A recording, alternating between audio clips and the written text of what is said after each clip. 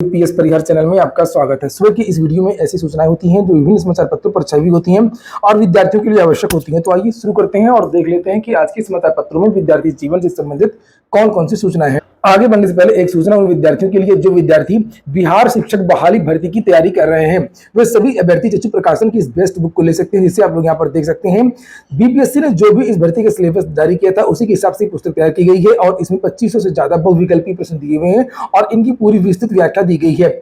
सभी कॉपी किताबों की दुकानों में चक्षु प्रकाशन की ये बेस्ट बुक आपको मिल जाएगी और अगर आप लोग ऑनलाइन मंगवाना चाहते हैं तो उसकी लिंक मैंने डिस्क्रिप्शन बॉक्स में दे दी है, वहां पर जाकर के आप लोग ऑनलाइन भी मंगवा सकते हैं। बिहार शिक्षक भर्ती की और भी बहुत सारी पुस्तकें आती हैं चक्षु प्रकाशन की अलग अलग विषय की, जैसे यहाँ पर आप लोग हिंदी की देख रहे हैं जिसमें 2700 प्रश्न है और इसी तरीके से ये संपूर्ण स्टडी गाइड है और ये तीसरी पुस्तक इंग्लिश की है। इन पुस्तकों की लिंक भी मैंने डिस्क्रिप्शन बॉक्स में उपलब्ध करा दी है। सबसे पहली सूचना है यूपी की, लिखा हुआ है परीक्षा के साल भर बाद भी रिजल्ट का इंतजार है। उत्तर प्रदेश अधीनस्थ सेवा चयन आयोग की ओर से वर्ष 2018 में जूनियर इंजीनियर भर्ती का विज्ञापन जारी किया गया था।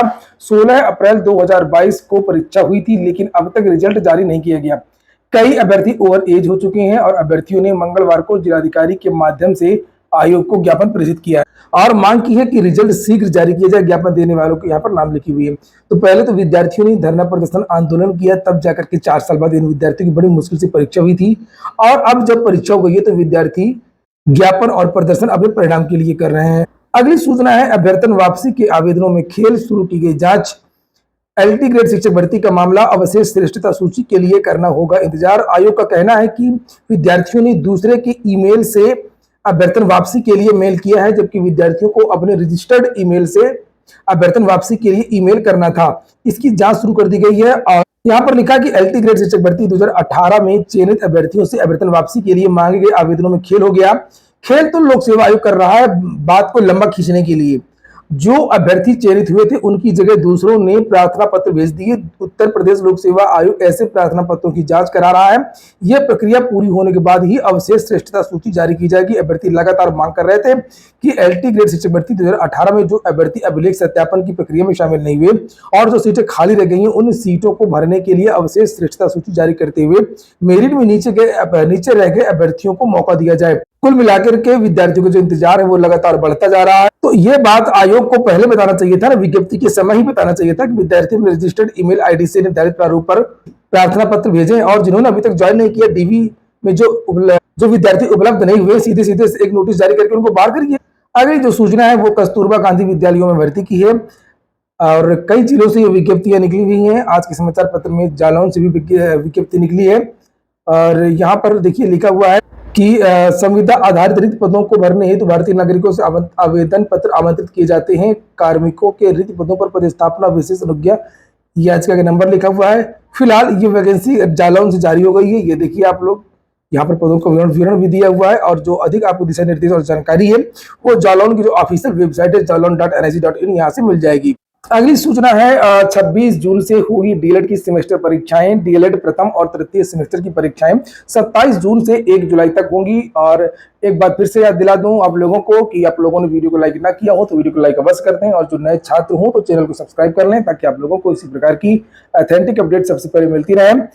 यहाँ पर लिखा सचिव परीक्षा नियामक पदाधिकारी कार्यालय की तरफ से मंगलवार को समय सारणी जारी कर दी गई है। 26 से लेकर के 28 जून तक प्रथम सेमेस्टर व 29 जून से 1 जुलाई तक तृतीय सेमेस्टर की परीक्षाएं होंगी। प्रयागराज में विवरण लिखा हुआ है। सबसे बड़ी बात यह है कि 26 तारीख को और 27 तारीख को वीडियो का री एग्जाम है और विद्यार्थी इसीलिए डीएलएड की परीक्षाओं को बदलने की मांग कर रहे हैं। फिलहाल ये जो डीएलएड तृतीय सेमेस्टर की परीक्षा फॉर्म है वो 7 से लेकर के 13 जून तक भरे जाएंगे। पॉलिटेक्निक में एडमिशन के आवेदन अब दस्तक हो सकते हैं। 6 मार्च से चल रही ऑनलाइन पॉलिटेक्निक प्रवेश परीक्षा के लिए आवेदन की अंतिम तिथि 31 मई को समाप्त होने के साथ ही प्रवेश परीक्षा की तैयारियां चल रही थी कि परिषद के सचिव राम रतन को हटा दिया गया और इसके चलते परीक्षा कराने के असमंजस के बीच प्रवेश के लिए आवेदन की अंतिम तिथि 10 जून कर दी गई है। बहुत सारी चीजें बदलेंगी। लिखा है कि 12 जून से प्रस्तावित पॉलिटेक्निक सेमेस्टर परीक्षाएं भी टालने की तैयारी चल रही है और पॉलिटेक्निक की जो परीक्षा है एंट्रेंस एग्जाम है उस पर भी मंथन चल रहा है। 20 से 30 जून के बीच में प्रस्तावित परीक्षा को लेकर के अभी मंथन चल रहा है, कोई निश्चित तारीख नहीं बताई गई है। अगली सूचना है बीएड एंट्रेंस एग्जाम की। लिखा है ओएमआर सीट में गलती गलती पर कक्ष निरीक्षक करेंगे सिग्नेचर। 15 जून को 13 केंद्र पर होगी बीएड संयुक्त प्रवेश परीक्षा और सीट भरते समय रखें ध्यान, प्रथम पृष्ठ पर अभ्यर्थी के नाम और अनुक्रमांक लिखा जाएगा। रफ कार्य सादे कागज पर किया जाएगा। रफ कार्य के पेज किसी भी दशा में प्रश्न पुस्तिका से अलग नहीं होंगे। ओएमआर सीट में दिए गए बॉक्स में अभ्यर्थी का अनुक्रमांक लिखेगा। अनुक्रमांक के प्रत्येक अंक के नीचे दिए गए गोले को केवल काले बाल पॉइंट पेन से गहरा काला करना होगा। प्रवेश पत्र इन लोगों को जारी कर दिए गए हैं बीएड के। अगर कोई समस्या किसी विद्यार्थी को, तो यहाँ पर कुछ नंबर दिए हुए हेल्पलाइन के, यहाँ पर भी आप लोग कांटेक्ट कर सकते हैं। और यहाँ पर एक चीज का ध्यान रखें कि अगर ये जो लिखा हुआ सबसे महत्वपूर्ण बात है, बैठक में बताया गया कि ओएमआर सीट पर अगर अभ्यर्थी गलती कर देता है तो उसे गलती पर कक्ष निरीक्षक के हस्ताक्षर कराने होंगे। बीएड परीक्षा 2 पालियों में होगी और ये सब बातें यहाँ पर नीचे लिखी गई हैं।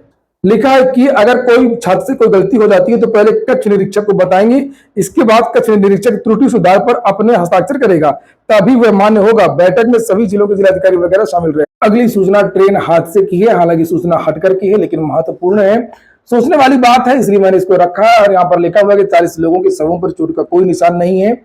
बालासोर ट्रेन हादसे में कोरोमंडल एक्सप्रेस से बरामद करीब 40 शवों पर कोई खरोंच या चोट का निशान नहीं मिला है। राजकीय रेलवे पुलिस की टीम इसकी जांच कर रही है। वहीं सीबीआई ने घटना के चौथे दिन मंगलवार को प्राथमिकी दर्ज कर जांच शुरू कर दी है। इस बीच हादसे में जान गंवाने वालों की संख्या बढ़कर के 288 हो गई है।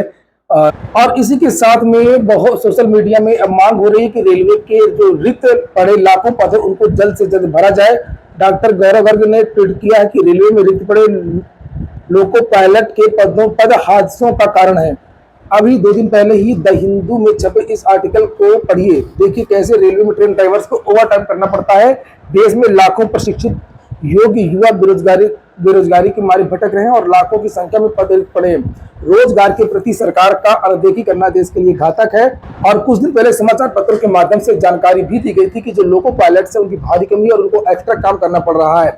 वहीं पर लोगों ने सवाल उठाए कि सेफ्टी के भी बहुत सारे जो पद हैं जो क्यों नहीं भरे जा रहे हैं। ये देखिए यहाँ पर भी लिखा हुआ, रेल मंत्री जवाब दे, रेलवे की चेतावनी के बाद भी लोको पायलट की भर्ती क्यों नहीं की जा रही है। 3,12,000 रेलवे के पद खाली हैं और उनकी भर्ती क्यों नहीं की जा रही है।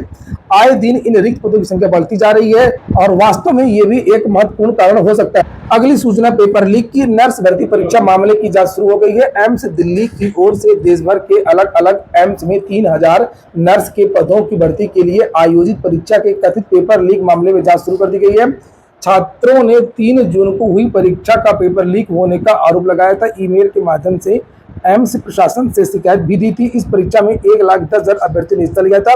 दरअसल इस परीक्षा के करीब 20 सवालों के स्क्रीनशॉट सोशल मीडिया पर पहले ही वायरल हो गए थे। तो चाहे स्टेट की भर्तियां हो चाहे वो केंद्र की भर्तियां हो, पेपर शिक्षा माफिया हर जगह सक्रिय है। ये हो गया आज का वीडियो आपको अच्छा लगा हो, काम का हो तो लाइक कर दें। पूरा वीडियो सुनने के लिए बहुत बहुत धन्यवाद।